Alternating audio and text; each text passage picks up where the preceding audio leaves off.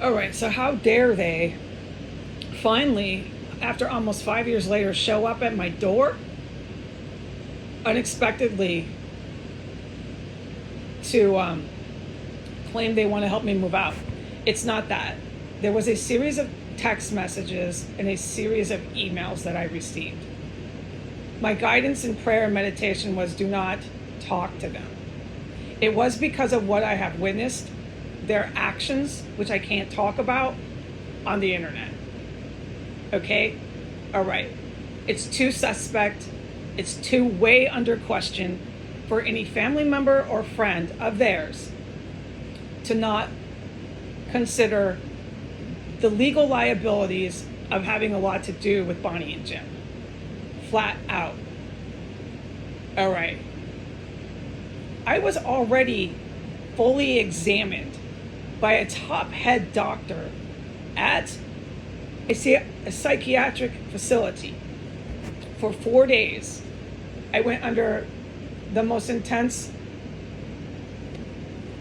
observation. I was pretty impressed with that hospital and how they scrutinize the patients. As I said when I left, I still say the same thing. You can trust that hospital staff, except that they have that drug rink there, which was real obvious if you're sitting there watching them, okay? I haven't talked about that because it's not the point at hand. It's the nurses and the doctors and so on that I'm talking about, okay? You can trust the diagnoses that come out of that hospital if you have a family member that you really love and care about, okay? You can trust that hospital. You can probably trust that hospital's aftercare program. You can have confidence in that, okay? There's not a lot of malpractice or just incompetence happening there. It's a really competent facility. By the end of my 4-day observation, it was final. Well, actually, by day 2, I was in there involuntarily because it was clear I was not psychotic or in psychosis. And I agreed, okay, let's stay here for 2 more days. You go ahead and keep observing me, and you come to your final diagnosis, and I will work with you. If you decide that I have an anxiety order or something, I'll work with you. And I told the doctor that, just to give some insight into my HEPA. You have HEPA laws with confidential. I told the doctor, whatever you diagnose, if you do, I'm working with you, doc. I'm just answering your questions, and I'm doing your test about counting from 100 backwards and all these things he did. It was pretty rigorous. I mean, I covered some of that.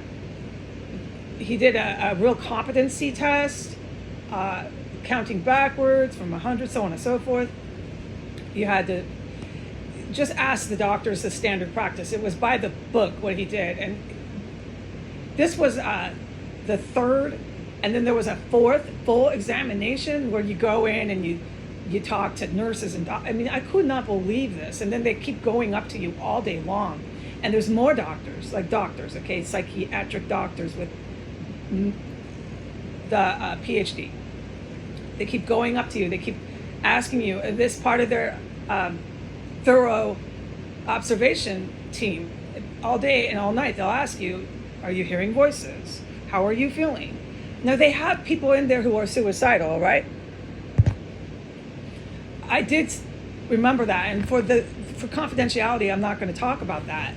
But it was a real eye-opener to me. I mean, there's a whole world out there, and people do need to be definitely helped therapeutically because they suffer from serious depression and so on and so forth, okay?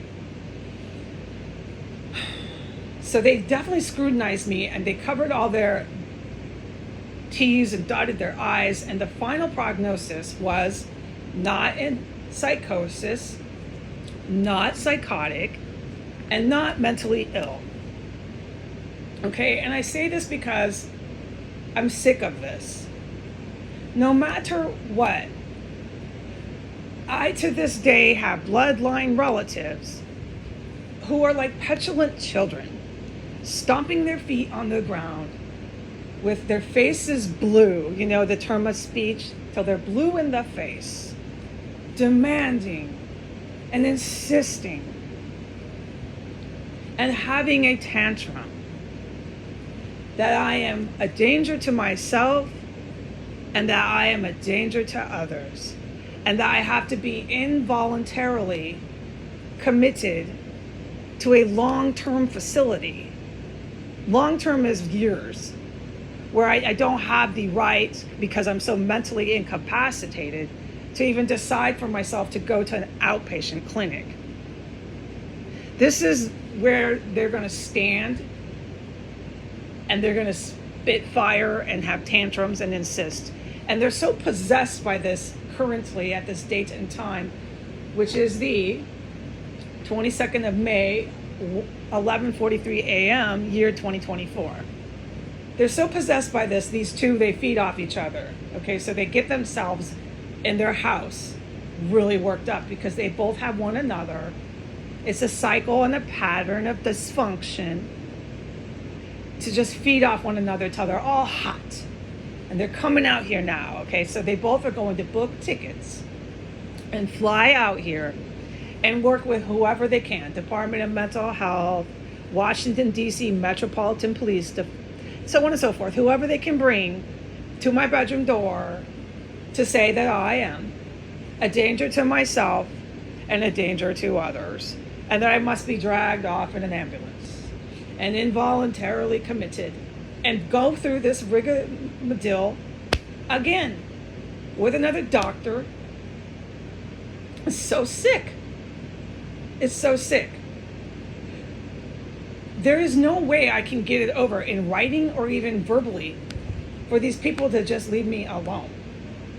I have given my biological mother a cease and desist order that I paid over $500 for a lawyer to write up and certify, so it was legal. It still didn't stop her. She kept relentlessly stalking me through the phone, through the email, through every which way. She called everybody I knew. She just wouldn't stop.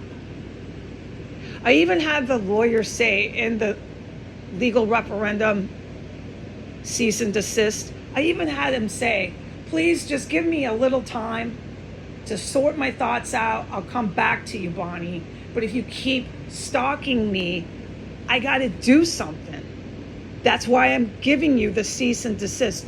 No matter how you try to reason with Bonnie and Jim, they don't stop. Now they're flying here. This man is her fourth husband. He is part of the cycle of abuse.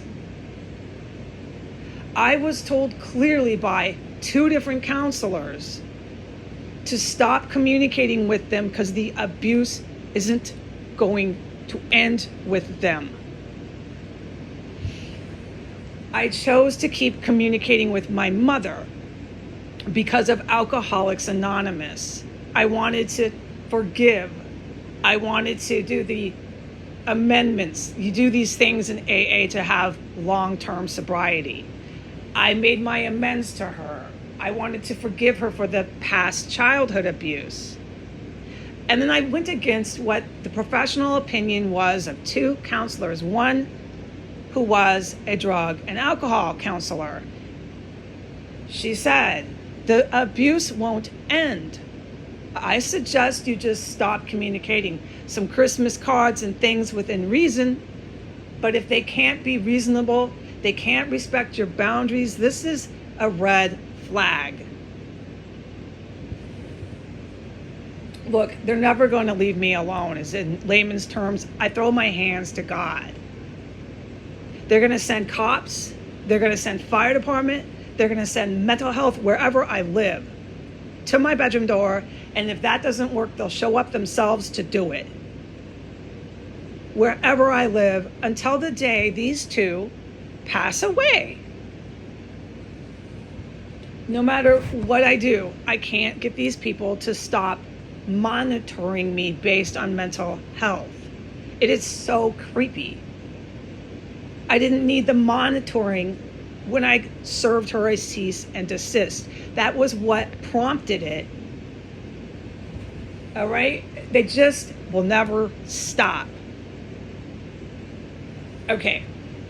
So where were they when I was crying on the phone to her, telling her about these terrible assaults that I witnessed in this house? Where were they? Their absence and their lack of concern speaks louder than their entourage that they want to book an airline ticket to bring to my front door. Basically, what we're going to witness, I'm very concerned that I will witness this, is my relatives, who I barely have contact with until recently, showing up at my door in the same house where I've witnessed horrendous, unforgettable events. And these relatives, with the police and fire and the City of Washington Department of Health, are all going to stand outside my bedroom door once again, telling Heidi Granger that she is imagining all of the violence and all of the turpentine stenches and everything, the stolen mail, everything, folks. It's my delusion. I'm so delusional, according to Bonnie and Jim.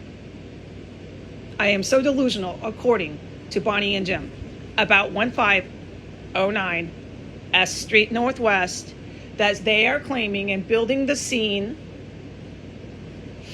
that I'm a danger to myself and others because of my delusions. And once again, we're going to go through this. Once again, they're going to claim I'm in psychosis.